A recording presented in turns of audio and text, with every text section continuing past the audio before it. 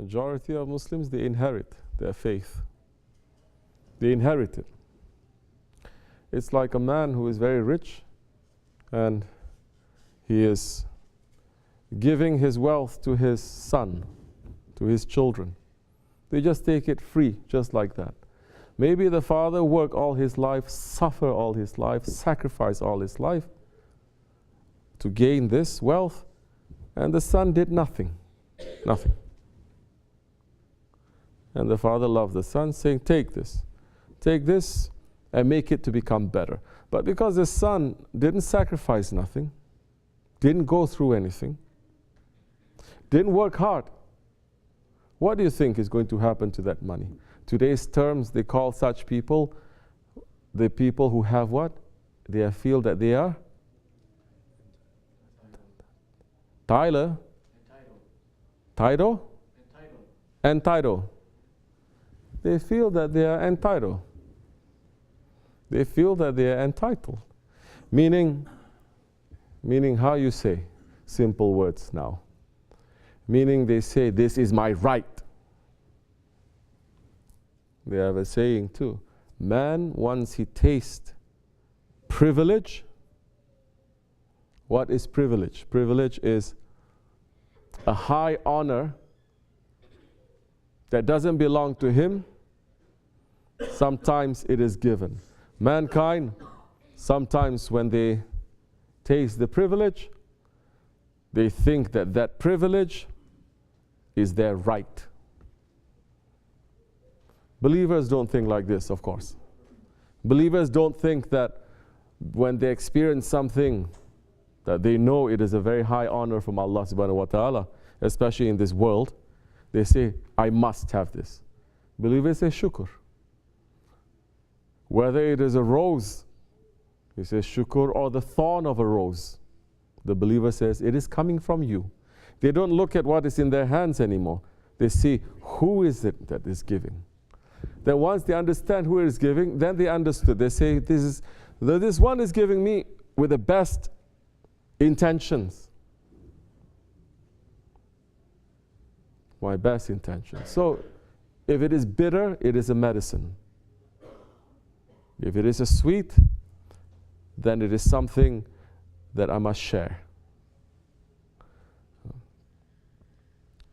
So, that one feels entitled. Meaning, this is my right.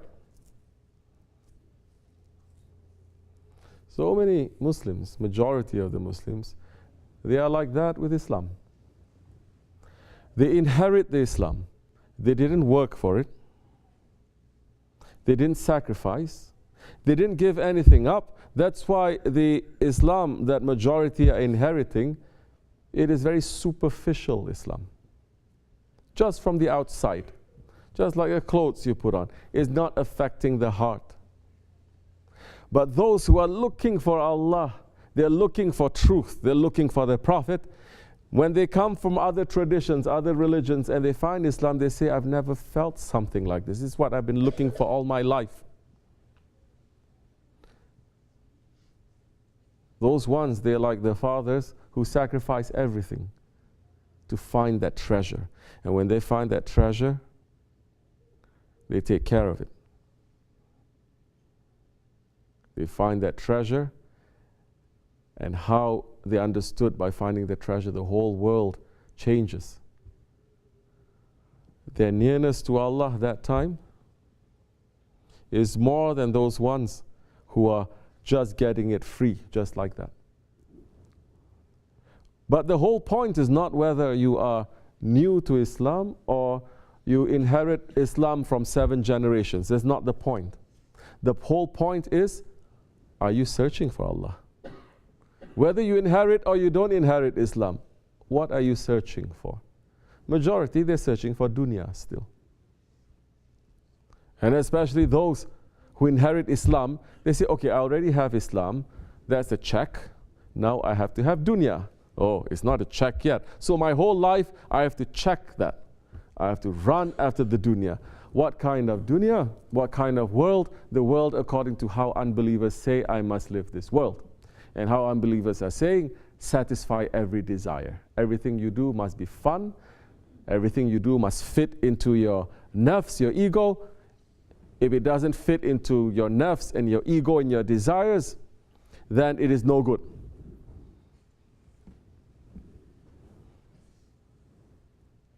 So their dunya is like that.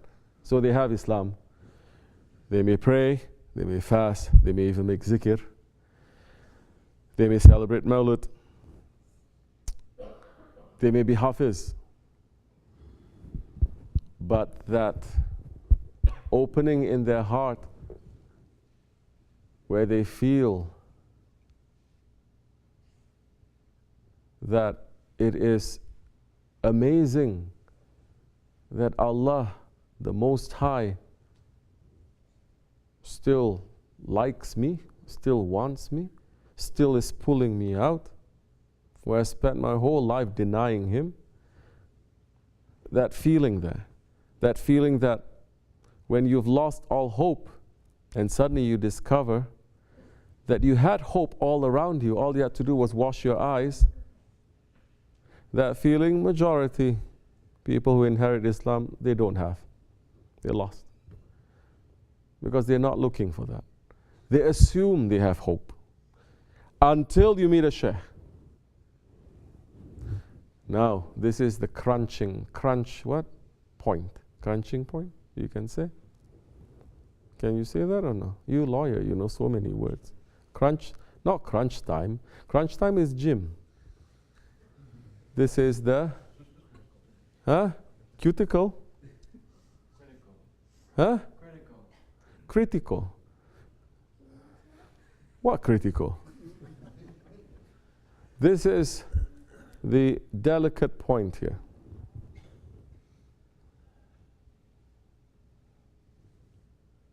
If you don't have a shaykh, your shaykh is shaitan. So, you inherit or you search by yourself and you find. You don't have a guide. Very soon you will lose that treasure too. Very soon you will squander your inheritance also. It's finished. That's why we dare to have now not born Muslims who deny Islam or deny the hadith or deny so many traditional practices of Islam. Now you dare to have people who come into Islam. Yesterday they were drinking liquor and eating pork and not even knowing how to make istinja. Today they become scholar. Then they dare to make rulings on Islam and to say this is hadith and this is not hadith. This is what Prophet is saying, this is not what Prophet is saying. They dare to say things like, yeah, I like to be Maliki because then I can go to bathroom standing up as a man. This is not common people who are saying. These are scholars who are saying. So, lost again. This is Akhir Zaman. You're seeing one mistake is corrected. 10 mistakes happen from that. 10 mistakes are corrected, 100 mistakes. Unless you're holding on to the jubbah of a friend of Allah who is on the way of Shariat. In tariqat in these days, you must have Shariat. Hazrat Mahdi alayhi salam is going to come to bring Shariat. If you're in tariqat these days and you don't have Shariat, you're out. You're out. You've already made deviation from Islam. Especially today. In the past, that's what they used to do. It is an excuse. I come into marifat. Oh, you're still stuck in Shariat? I'm in hakikat. I eat and sit and eat with Allah. Huh? Oh, then what happened to your hakikat? Imam Rabbani came and he broke everyone's backs in India. Because you are thinking you're flying so high, he burned all your wings. And he cut them off and he says, don't even make any kawali. Can you imagine India not singing kawali? They rather hang themselves than not sing. Oh, they cannot sing kawali? Oh, because you pass your limits. When you don't have the Shariat, you will definitely pass your limits. When you don't have Shariat, you think you are Allah. You think you are Allah. Because only Allah is above the Shariat. You enter into tariqat, there is a deeper Shariat to that. Now, it is not praying 5 times, let me just say simple way. Not only praying 5 times a day, you enter to tariqat, you have to pray 7 times a day. Of course, idiots are going to say, oh, this is new, he's saying 7 times a day, we never hear. It becomes whatever that is sunnat according to outside, it becomes wajib for us. You understand? We pray Zuhur, we pray Maghrib, we pray Isha. We pray Isha prayer, we finish. No, simple example. I'm saying that within tariqat, there is a heavier shariat. We pray Isha. 4 rakats before, 4 rakats farz. We're praying the Hanafi way, Imam al-Azam, alhamdulillah. 2 rakats, and then 3 rakats, witr, right away. Okay. Those of you, especially living here in the dergah, let me not touch other ones, what you're doing at home. Those of you living here in the dergah, can you imagine praying Isha, just praying 4 rakats, farz Isha? Can you imagine doing that? And not making the sunnat before and after, especially not making witr? You cannot. It becomes so much part of you, everything is like that. That to not do that, and the witr prayer, it is so important. Or can you imagine not praying 2 rakat, sunnat, before praying the farz of Fajr? It is not. So now so now it becomes an obligation now. It is on us. And that obligation is not because of force or not because of reward. That obligation is because of love. You just don't feel comfortable. Just like one day, some Sahabis, they came to the Holy Prophet ﷺ and says, Ya Rasulullah, we find it so difficult to get up for Fajr and to pray with you. The Prophet looked at them and said, from now on, no need for you to pray Fajr with me. Stay home.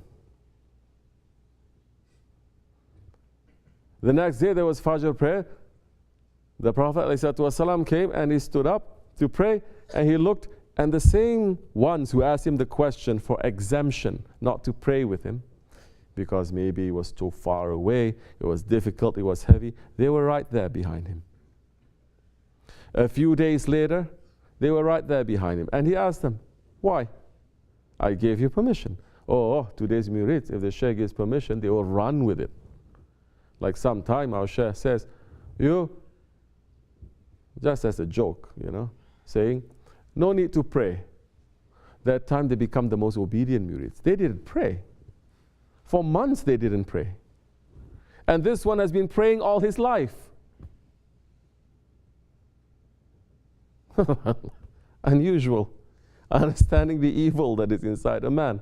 But those Sahabi Kiram, they said to the Prophet, they said, Ya Rasulullah, when we are lying in our beds and we're missing your sohbat and your namaz, our bed, it feels like it is nails, hot burning nails on our backs. And we have to get up and we have to pray with you. The bed is not burning them. What is burning is their heart. Because now when the love pulls, the shariat of love, oh, you burn this whole world because of love. Correct? Like what Sultan Muhammad Fatih is saying, I will burn everything to get one smile from you. I don't want Baghdad. I don't want Egypt. What is Egypt? I will burn this whole world just to get one smile from you. Because that is the love. When the love, that times, the shariat there that controls it is much heavier.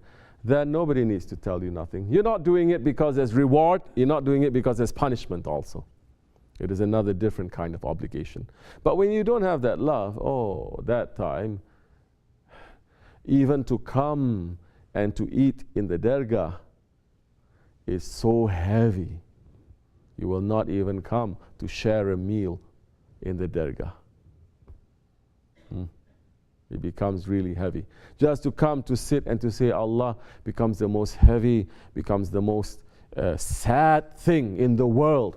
Your whole face is going to be so sour, like somebody just died, like you just died. But the dargah is a place where Allah lifts all your burdens, and you are on the threshold. You're a threshold of the other worlds. So which world you're experiencing? Your own world, definitely. Your ego, definitely. Your ego is heavy, it pulls you down. So now, we must, from time to time, remember, we came here. Remember. That's why tariqat, especially this tariqat, if you don't work your brains, your mind, you don't work your heart, nothing is going to work, because Allah is saying, you must think. You must make tafakkur. You must remember the first time you met Shaykh Effendi. You must remember the first time you met us. You must remember the first time you took the bayat. You must remember those few times, weeks or months or years after that, and what you felt, because what you felt was real.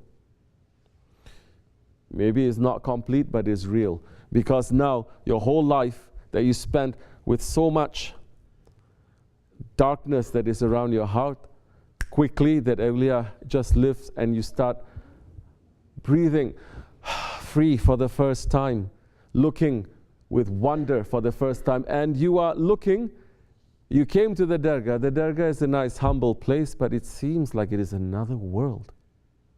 So what happened to that feeling? Only now I'm hearing people complain. Oh, it didn't used to be like it was before. Dargah is still there, same. Because you are not making it to be. You understand? You. So many people they are, and they're understanding and knowing. It is changing. It is going back to how it was and moving to the future also. It is not stuck there. So now, it is obligation now for us.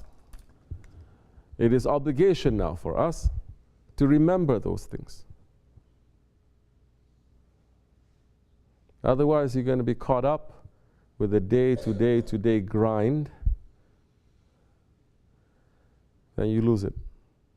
Then that's the time, like I said, the dargah or Islam will just be something tasteless to you. Ya Allah, save us from that kind of ghaflat and keep us with people who are always keeping this religion fresh and alive. This is what it means that the awliya Allah are. They are fresh and alive. If they are fresh and alive, the awliya, the prophets, the martyrs, they are fresh and alive in their grave when they are veiled from this world. Imagine when they are alive, how more fresh and more alive they are. And that's when you sit with them, you feel refreshed. You feel more alive. You start feeling what it means to experience your faith a little bit. It's necessary. Because our faith is not a robotic faith. Allah keep us in their company always, inshallah. Ya Allah forgive me and bless you. Al-Fatiha. Amen.